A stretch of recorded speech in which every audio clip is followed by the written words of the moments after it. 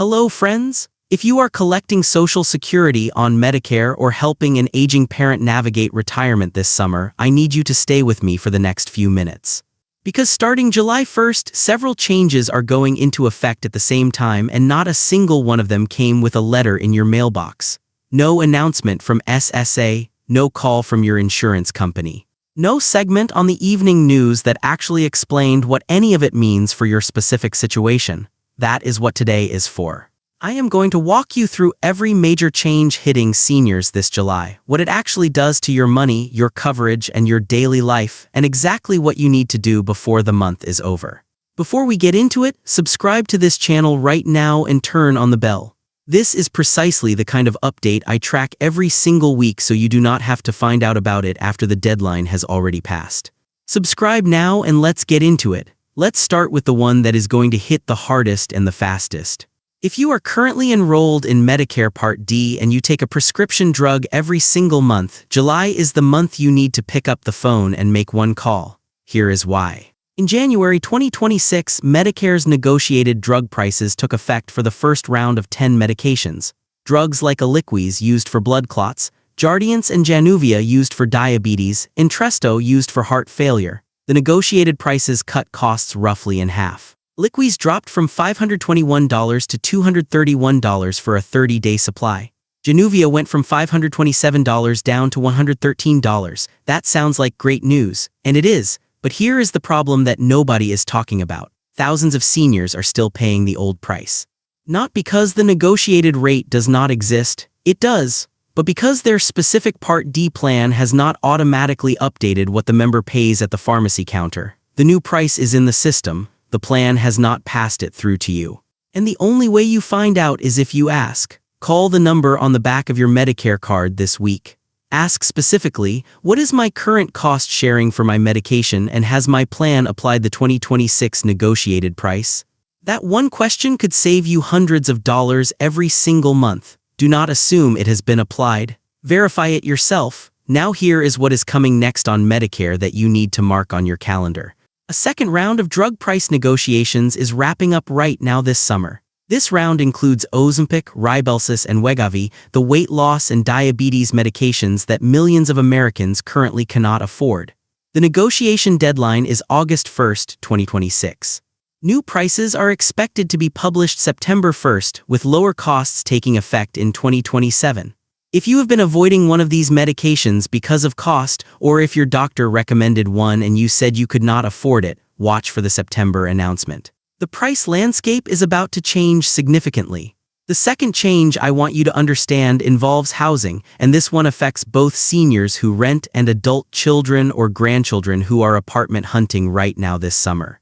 If you have ever looked at an apartment listing that showed one price online and then discovered the actual monthly cost was significantly higher once all the mandatory fees were added, you have experienced what federal regulators are now formally calling junk fees.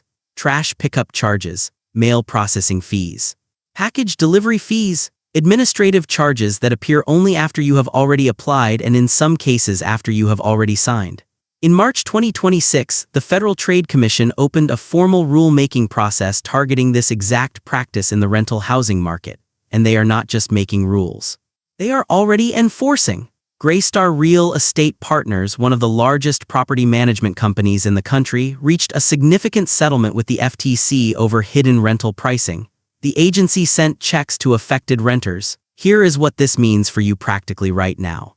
When you look at any rental listing this summer, before you apply, before you tour, before you sign anything, ask the landlord or property manager one specific question. What is the total monthly amount I will owe, including every mandatory fee beyond base rent? Get that number in writing. Screenshot the advertised price. If the number they quote you in person is significantly higher than what was listed online, document both.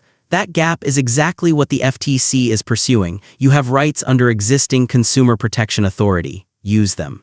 The third change is one that has been building for months, and July 1st is the date it officially becomes real for millions of families.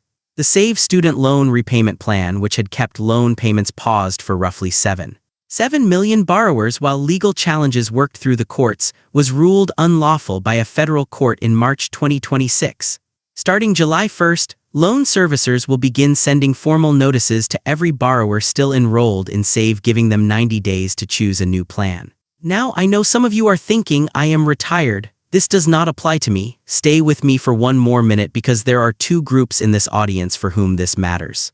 First, if you took out Parent Plus loans to help finance a child's or grandchild's college education, and those loans are still being repaid or were tied to the SAVE program, the July changes affect your household directly. Second, if you have adult children or grandchildren currently on the SAVE plan, the worst possible outcome for them is doing nothing and letting the 90-day window expire. Anyone who does not actively choose a new plan by the end of that window will be automatically moved to the standard repayment plan, where payments are calculated on the total loan balance rather than income.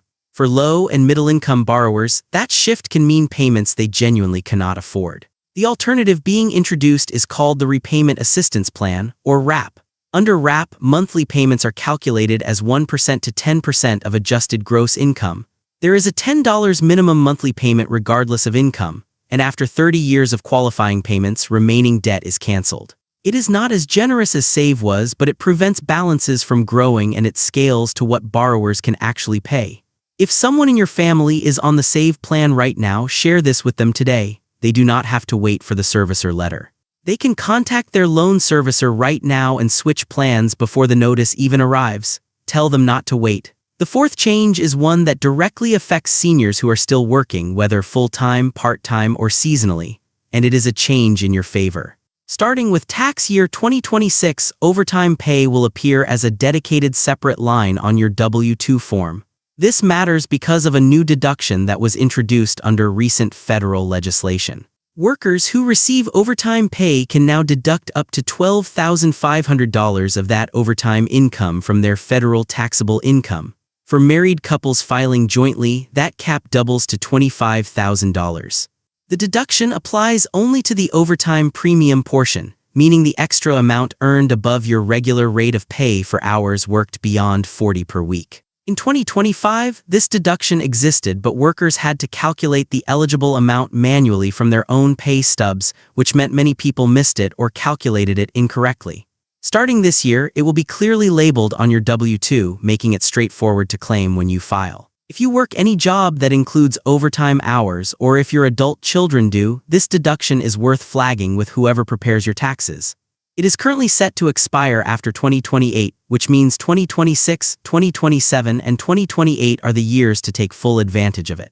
There is one more change I want to cover, and this one is the slower-moving story that has the largest long-term stakes. The 2026 Social Security Trustees Report, released in June, moved the trust fund depletion date forward again. The current projection is the fourth quarter of 2032.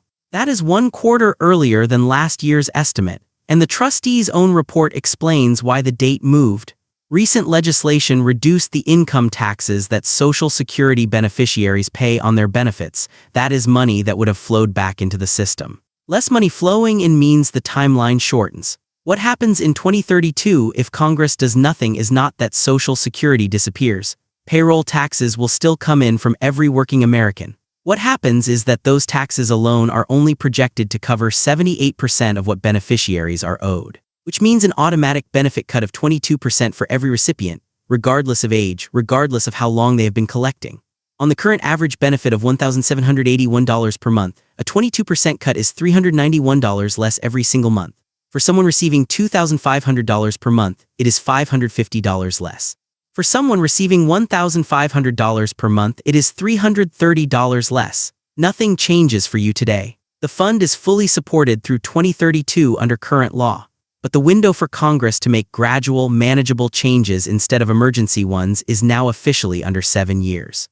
When you hear politicians talk about Social Security reform over the next few years, and you will hear about it constantly, you now have the actual number, 22%. That is what inaction costs. Here is the full picture for this July. If you are on Medicare Part D and take any of the 10 negotiated drugs, call your plan this week and confirm the 2026 price has been applied. Watch for the September announcement on Ozempic, Wegovy, and Rybelsus pricing. If you rent or are helping a family member find housing, ask for the complete total monthly cost before signing anything and document every discrepancy. If someone in your family is on the Save Student Loan Plan, do not wait for the servicer notice. Contact the loan servicer now and choose a new plan before the 90-day clock starts running. If you receive overtime pay at any job, flag the new W-2 line and the $12,500 deduction with your tax preparer before year-end. And understand that the 2032 Social Security projection is not a distant headline. It is a number that belongs in every financial conversation you are having right now. Subscribe, share this with someone who needs to hear it before July hits. I will see you in the next one.